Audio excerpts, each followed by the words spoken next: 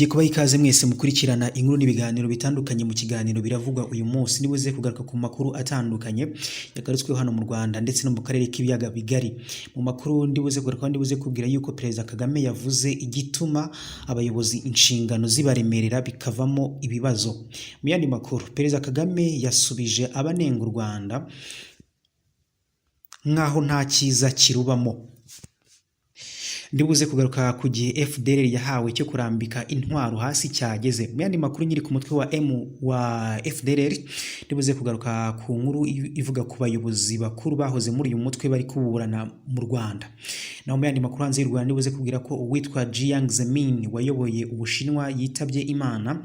Naho mu yandi makuru hanze y'u Rwanda ndibuze kubwira yuko NATO yaba iteganya guha Ukraine intwaro kabuhariwe za MIM-104 Patriots. Mu makuru akomeje kugarukwaho, Ubuhinde abaganga basanze ibiceri 200 mu gifu cy'umurwayi. Ndibuze kubwira yuko Meja Wiringoma avuga ko RDF na UPDF binjiye mu ntambara na FARDC mu minsi 3 baba bari Kisangani. Nandi makuru menshi cyane naguteguriye muhawe ikaze. Reka duhere mu Rwanda aho Perezida Kagame yasubije abanenga u Rwanda nkaho nta cyiza kirubamo. Perezida Paul Kagame yavuze ko u Rwanda rutima amatwi abafite ibyo barunenga ariko rudaha umwanya abashaka kunenga gusa nkaho nta ntambwe n'imwe iterwa, bakabikora bagambiriye kurusubiza inyuma. Mu kiganiro aheruka kugirana na CGTN, Perezida Kagame yagarutse ku buryo u Rwanda rwateye intambwe nyinshi ariko hakaba hakomeza kumvikana amajwi amushinja kimwe n'u Rwanda kutubahiriza uburenganzira bwa muntu. Yarabajijwe uburyo u Rwanda n'ibihugu bya Afurika bifatanya mu kubaka uburyo bwatuma Afurika ivugwa ukwiri ntihagire uwivanga mu bibazo byayo.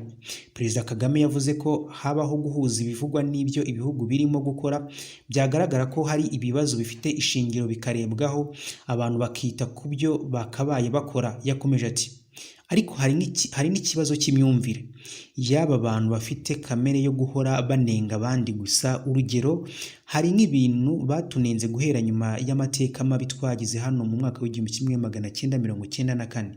Nubwo hari impinduka nyinshi zabaye mu myaka 28 ishize, bagakomeza kuvuga ibintu bimwe. Ibyo bivuga ko bahumye amaso ku bintu byahindutse, aho ubona ko hari ikibazo ko intego yabo ari ukugusubiza hasi ahantu utabasha kwikura ubuziraherezo. Perezida Kagame yavuze ko mu guhangana n'ibyo habaho gusobanura igihe hari ikibazo gikwiye gukemurwa. Yakomeje ati ntabwo twakwima amaso ibintu bimwe na bimwe. Urugero, niba bavuze ngo hano hari ruswa, hari biriya, ujya kureba niba nta ruswa ihari.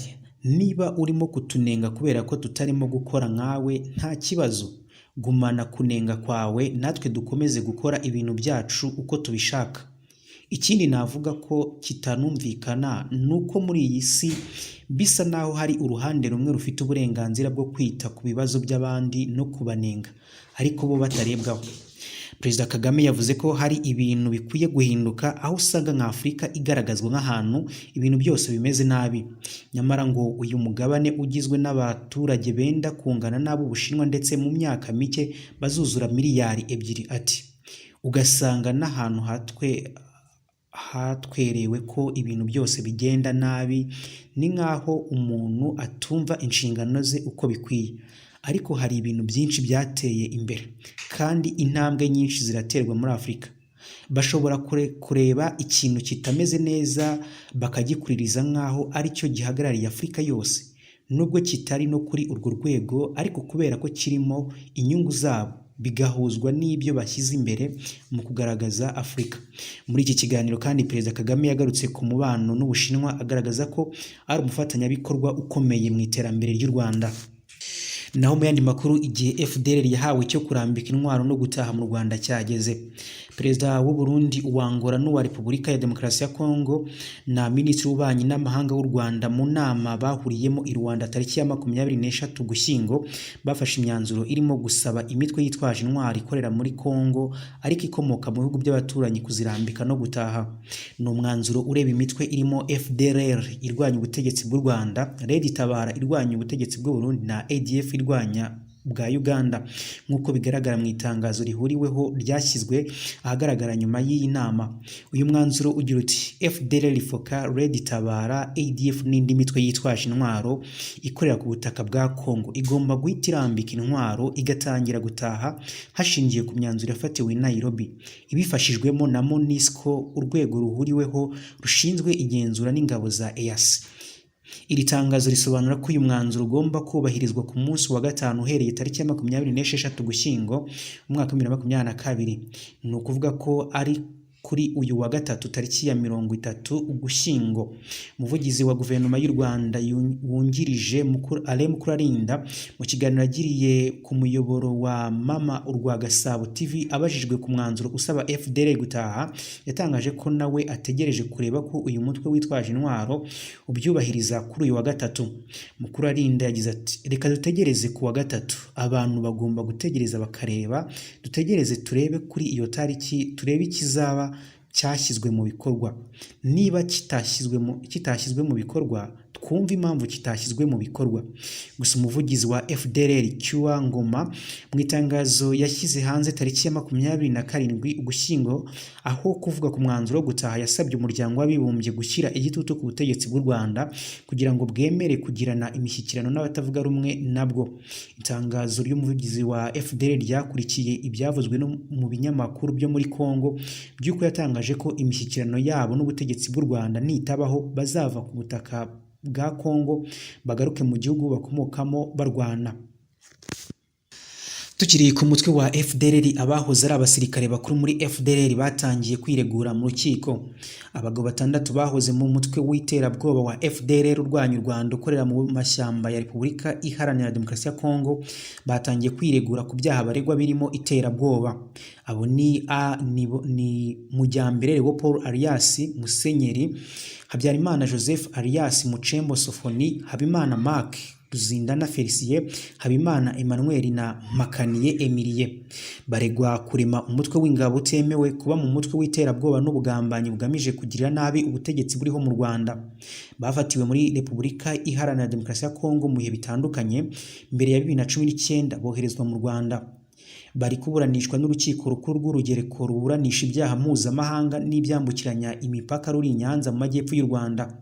Kuri wa kabiri tariki ya 29 Ugushyingo umwaka 2022 nibwo bitabye urukiko i Nyanza kugira ngo biregure ku byaha baregwa. Habyarimana Joseph alias Sofoni Mucebo we wari ufite ipeti rya generali Meja muri FDLR niwe wabimburiye abandi mu kwiregura. Uyu ubushinjacyaha buvuga ko yari ashinzwe ibikorwa by'ubutasi muri FDLR. Yabwiye urukiko ko ahakana ibyaha byose aregwa n'ubushinjacyaha, avuga ko yahunze mu mwaka w'1994 afite ipeti rya liyetona mu ngabo za FARI. Yavuze ko kuva yahunga atigeze agaruka mu Rwanda gukora ibyaha, ahubwo yagiye mu mutwe wa FDLR mu rwego rwo kwirwanaho no kurwana ku mpunzi aho babaga i Masisi ngo kuko baterwaga n'imitwe yitwaje intwaro ya Mai Mai. Yabwiye urukiko ko nta muntu cyangwa agatsiko yigeze aha amabwiriza yo gukora ibyaha mu Rwanda. Habyarimana yavuze ko mu Kwakira umwaka 2016 yavuye mu mutwe wa FDLR ahitamo kuba umusivile kuko yiteguraga gutahuka ku bushake. Gusa ngo muri 2018 ubwo yari atashye yafashwe n'ingabo za Kongo zijya kumufungira i Kinshasa. Yasobanuye ko ifungwa rye na Croix Rouge irizi kuko yamuhaye ikarita imuranga. Yasabye ko yasubizwa mu buzima busanzwe nk'uko byagiye bigenda ku bandi bahoze muri FDLR. Umwunganira amategeko yavuze ko kuba yaratinze kuva muri FDLR ari uko yarazwi kandi ko yapfa kuvamo byari kumugiraho ingaruka zirimo no kwicwa. Amusabira ko yasubizwa mu buzima busanzwe. Undi wireguye ni Habimana Mark wari ufite ipeti rya General de Brigade muri FDLR. Yabwiye urukiko ko mu ngabo zatsinzwe yari afite ipeti rya Liyetona mbere yo guhungira muri Repubulika Iharanira Demokarasi ya Kongo. Yavuze ko mu mwaka w'1996 yatahutse ku bushake, ariko mu mwaka w'1998 aza kongera guhungira muri Kongo kubera intambara y'abacengezi yari iwabo muri Nyabihu. Yasobanuye ko yamaze imyaka irenga 20 mu mutwe wa FDLR ariko yawinjiyemo avuga ko bidaturutse ku bushake bwe ahubwo bwari uburyo bwo kwirwanaho bakumira ibitero bagabwagaho. Nawe yavuze ko yafashwe mu mwaka wa 2018 ubwo yatahaga yerekeza mu Rwanda. Yavuze ko nubwo yari afite ipeti rya General de Brigade muri FDLR nta bubasha bwo gutanga amabwiriza yari afite kuko atatumirwaga mu nama zifata ibyemezo. Yahakanye uruhare rwe mu bitero byagabwaga mu Rwanda, avuga ko yabyumvaga mu itangazamakuru atazi igihe byateguriwe. Mu kwisobanura, Habimana yagowe no kumvisha umucamanza impamvu mu ntambara y'abacengezi yahisemo guhunga asubira muri Kongo aho kwerekeza mu tundi duce tw'u Rwanda twari dutekanye. Yasoje kwiregura asaba urukiko ko yasubizwa mu buzima busanzwe nk'abandi barwanyi bo muri FDLR bamubanjirije. Habyarimana Joseph na Habimana Mark bamaze kwiregura, urukiko rwategetse ko iburanisha risubikwa rikazakomeza kuri uyu wa gatatu humvwa bagenzi babo basigaye. Mu Rwanda, Perezida Kagame yavuze igituma abayobozi inshingano zibaremerera bikavamo ibibazo.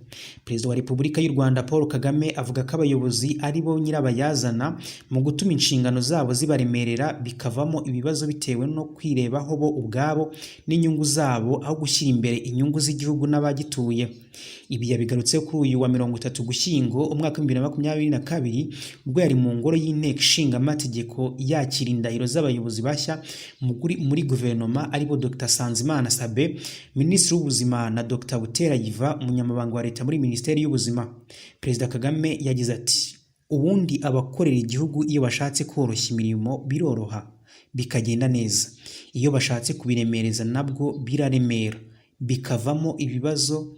Biremera cyane cyane iyo abantu bitekerezaho kurusha uko batekereza imirimo y'igihugu cyangwa abo bakwiye kuba bakorana nabo bakorera kugira ngo ibintu bigende neza twese dutere imbere. Perezida Kagame yijeje aba bayobozi ubufatanye, abibutsa uburemere bwa Minisiteri y'Ubuzima Minisante bahawe kuyobora. No mu yandi makuru, abasaga 1900 bamaze kwicwa n'impanuka zo mu muhanda kuva mu mwaka wa 2020.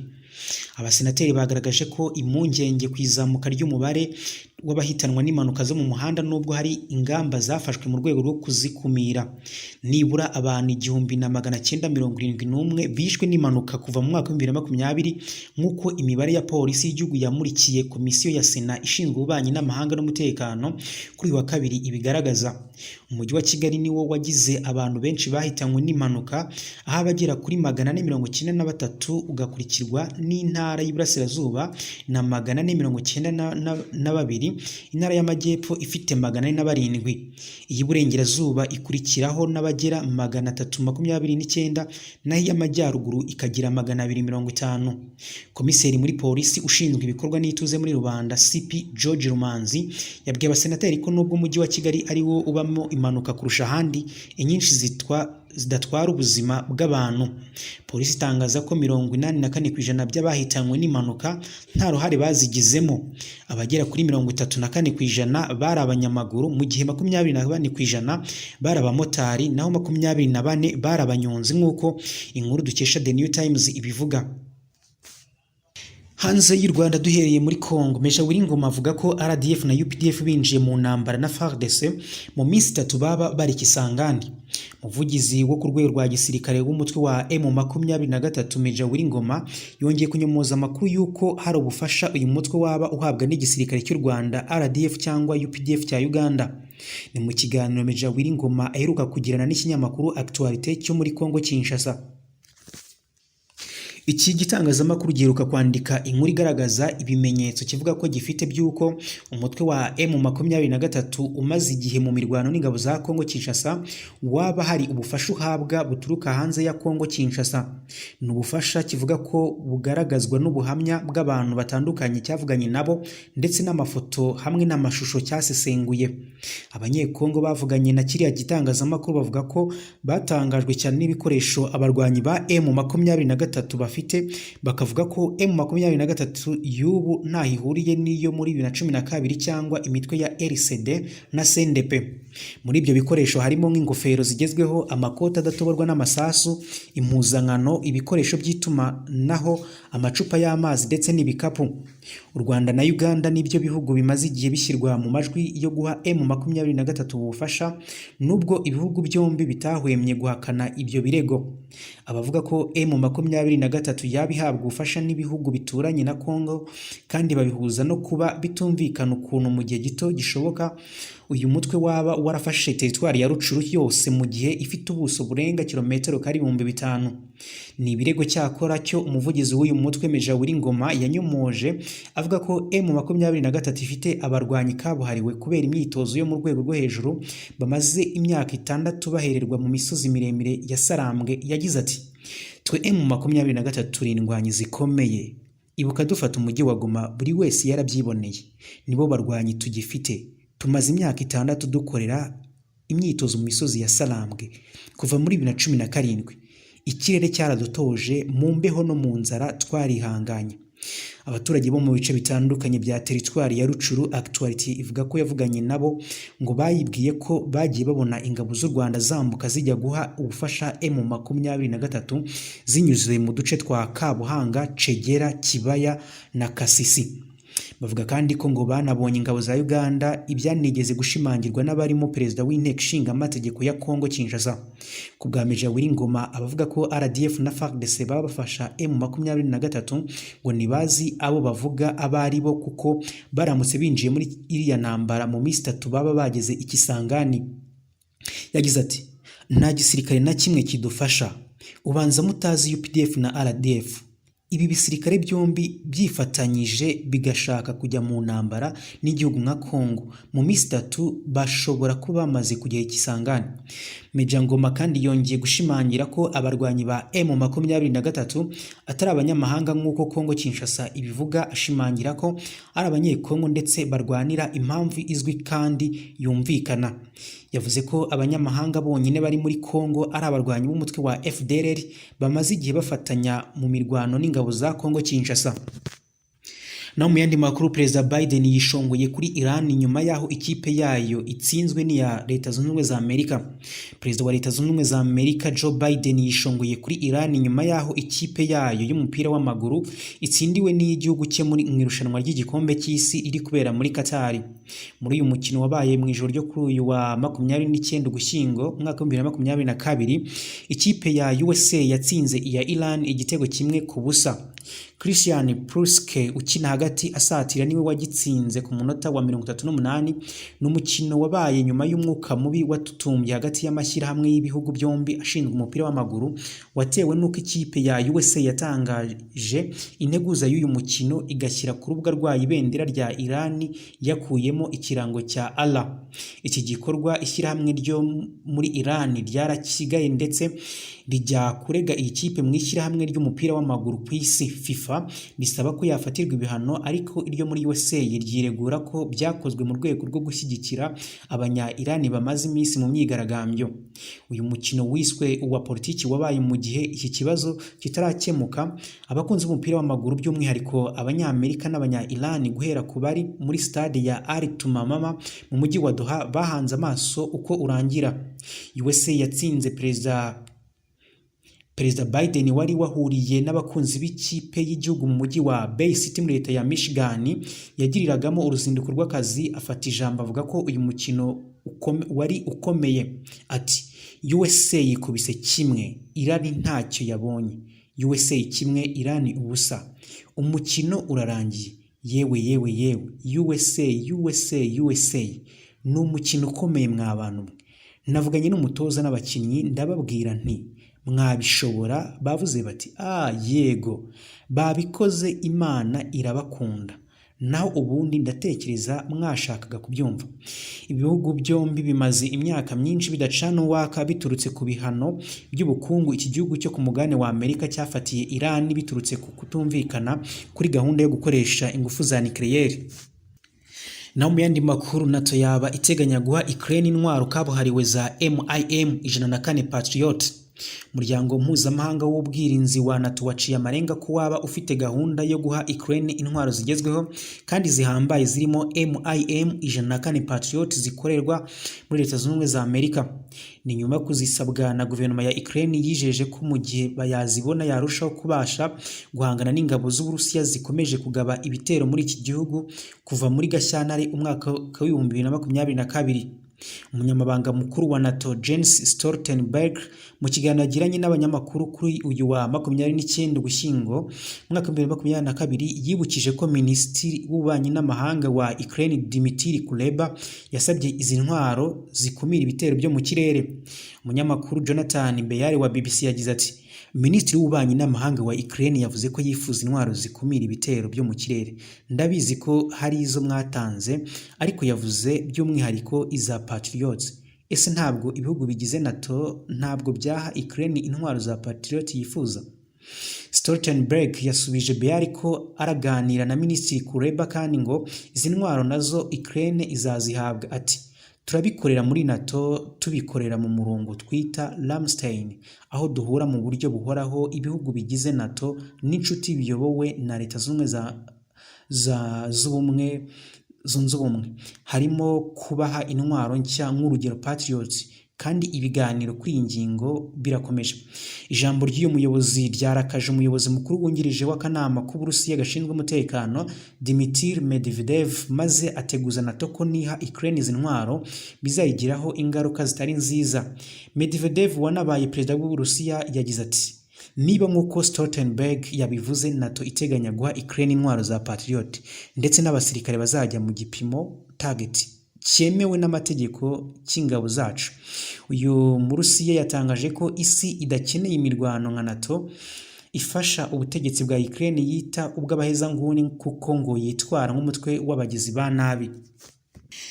No mu gihugu cy'Ubuhinde abaganga basanze ibiceri hafi 200 mu gifu cy'umurwayi. Umurwayi wagannye abaganga avuga ko aribwa mu gifu yasanzwemo ibiceri 187 byari bipakiye muri icyo gifu. Igikorwa cy'ubutabazi kuri uwo murwayi cyabaye ku itariki 26 Ugushyingo umwaka wa 2022 mu bitaro bya Eke de Bagalikote mu Buhinde. Uwo mugabo w'imyaka 58 yakiriwe mu bitaro afite ikibazo cyo kuribwa mu gifu, nyuma nibwo yasanzwemo ibyo biceri ndetse ku bw'amahirwe abaganga babasha kubimukuramo adahungabanye nk'uko inkuru ya Seti ibivuga. Nonsoza amakuru ikangubire yuko Jiang Zemin wayoboye Ubushinwa yapfuye. Wahoze ari perezida w'Uburusiya Jiang Zemin kuri uyu wa gatatu tariki ya 30 Ugushyingo umwaka wa 2022 yapfuye afite imyaka 96. Itangazamakuru rya leta y'Ubushinwa ryatangaje ko uyu mugabo yapfuye nyuma ya saa sita i Shanghai. Ishyaka rya gikomunisti ry'Abashinwa ryavuze ko yapfuye azize indwara ya leukemia no kunanirwa kw'ingingo nyinshi. Bongeye ko yamenyekanye nk'umuyobozi w'indashyikirwa ufite icyubahiro cyinshi n'umurwanyi w'abakomunisti umaze igihe kinini. Jiang Zemin yabaye umunyamabanga mukuru w'ishyaka rya gikomunisti ry'Abashinwa kuva mu mwaka w'1989 kugeza mu mwaka wa 2022. Yabaye umuyobozi wa komisiyo nkuru ya gisirikare kuva mu mwaka w'1989 kugeza mu mwaka wa 2004, ndetse na perezida w'Ubushinwa kuva mu mwaka w'1993 kugeza 2003. Jiang yari ahagarariye intangiriro y'igisekuru cya gatatu cy'abayobozi ba CCP kuva mu mwaka w'1989. Jiang yazamutse mu butegetsi mu buryo butunguranye nyuma y'imyigaragambyo ya Tiananmen Square mu mwaka w'1989. Ku buyobozi bwa Jiang, Ubushinwa bwagize iterambere ryinshi mu bukungu no gukomeza ivugurura ry'isoko mpuzamahanga. Ndabashimiye mwese twabanye mu nkuru zose, mukomeze kugira ibihe byiza.